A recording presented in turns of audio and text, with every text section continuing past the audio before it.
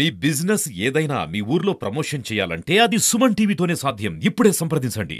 మొన్న జరిగిన జనసేన కార్యక్రమంలో బాలినేని శ్రీనివాస్ రెడ్డి గారు మా మాజీ ముఖ్యమంత్రి వర్యులు జగన్మోహన్ గారి గురించి, మా పార్టీ గురించి నానా రకాలుగా మాట్లాడారు. అయ్యా బాలినేని శ్రీనివాస్ రెడ్డి గారు, నువ్వు జనసేనలో జాయిన్ అవడానికి ముఖ్య ఉద్దేశం టీడీపీలో మిమ్మల్ని చేర్చుకోకుండా నేను రిజెక్ట్ చేసేయాలకి నీ అవసరం కోసం, నీ రాజకీయ లబ్ధి కోసం నువ్వు జనసేనలో జాయిన్ అవ్వు. ఇంకా జనసేనలో పోయి జనసేన ఉద్ధరిస్తాం అనుకుంటే, నిన్న మీటింగ్ లో నేను పవన్ కళ్యాణ్ గారిని అడిగింది ఒకటే, నేను ఆయనతో పాటు సినిమాలు చేయాలనుకున్నా అని చెప్పాడు. అసలు బాలినేని శ్రీనివాస్ రెడ్డి కన్నా పెద్ద యాక్టర్ ఎవరు లేరు. ఆయన పెద్ద కమలాసనం, ఆ ముందు ఆయనతో సినిమా తీయాలి. అదేవిధంగా జగన్మోహన్ గారు వైఎస్ రాజశేఖర్ గారు లేకపోతే ఆయన రాజకీయం లేదు, సీఎం కాలేదని చెప్పారు. అయ్యా రాజశేఖర్ గారు చనిపోయింది 2009లో, మా పార్టీ పెట్టింది 2011లో.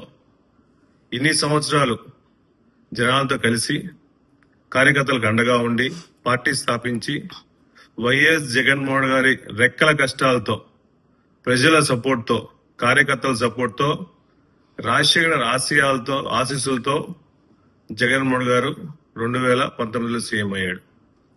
మళ్ళా ఇప్పుడు చెబుతున్నాం ఆయన సీఎం కాలేడనే.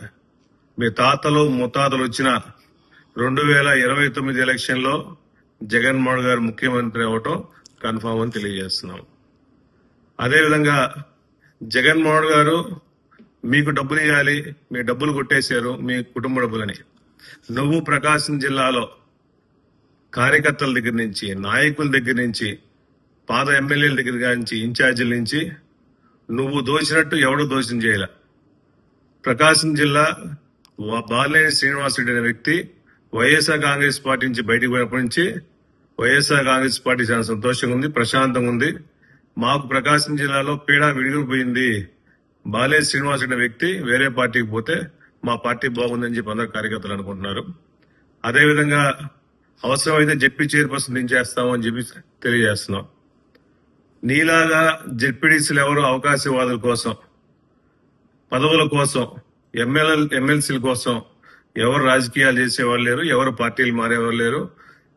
ప్రకాశం జిల్లా జెడ్పీ చైర్పర్సన్ ని ఎవరు ఏం చేయాలని చెప్పి సభాముఖంగా తెలియజేస్తున్నా. ఒకటే గుర్తు పెట్టుకోండి, అవసరం కోసం బాలినేని శ్రీనివాస్ రెడ్డి వ్యక్తి అతని రాజకీయాల కోసం నేను ఎమ్మెల్సీలు అవుతాను, మినిస్టర్ అవుతాను అని చెప్పేసి కలబుల మాటలు చెప్తున్నారు. అయ్యా పవన్ కళ్యాణ్ గారు గుర్తు పెట్టుకోండి, బాలినేని శ్రీనివాస్ రెడ్డి అనే అవకాశవాది ఎవరు పార్టీలో ఉంటే ఆ పార్టీ నాశనం అయితే తెలియజేసుకుంటూ, ప్రకాశం జిల్లా వైఎస్ఆర్ కాంగ్రెస్ పార్టీ జగన్మోహన్ గారి సపోర్ట్ తో బుచ్చపల్లి శ్రీప్రసాద్ అనే వ్యక్తి ప్రతి కార్యకర్తకు అంటేని పటిష్టం చేయడం కోసం కృషి చేస్తాడు.